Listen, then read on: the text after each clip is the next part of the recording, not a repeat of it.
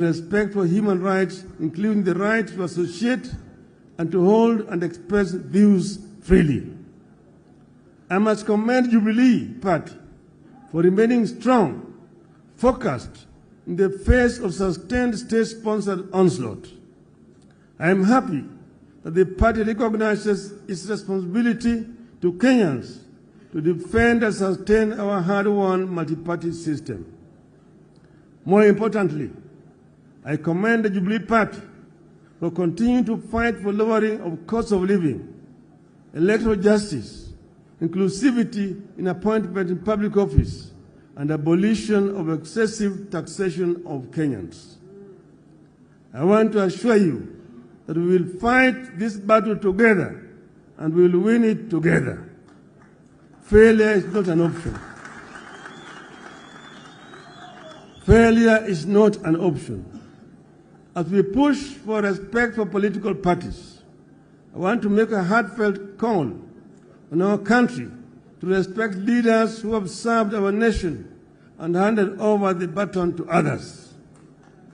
In the recent months, we have seen very uncouth, very primitive, and unwarranted attacks on the person and property of His Excellency Uhuru Kenyatta and his family, including the founding president, Mr. Jomo Kenyatta. Shame on them.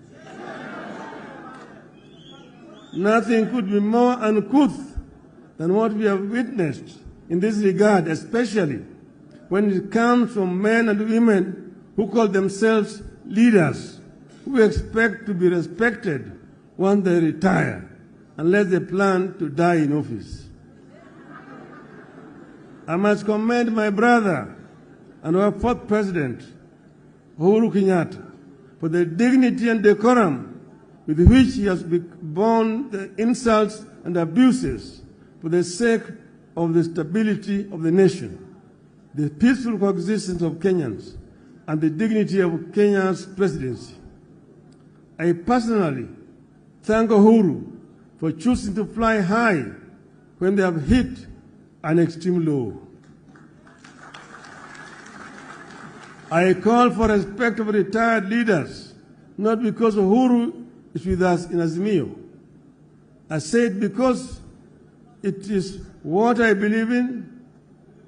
It is what civilized people should do and believe. It is what happens in civilized nations. Kenyans will recall that when NAC took power in 2002 and excited cabinet ministers bayed for the blood of the then retired President Daniel Arap Moi, I said no.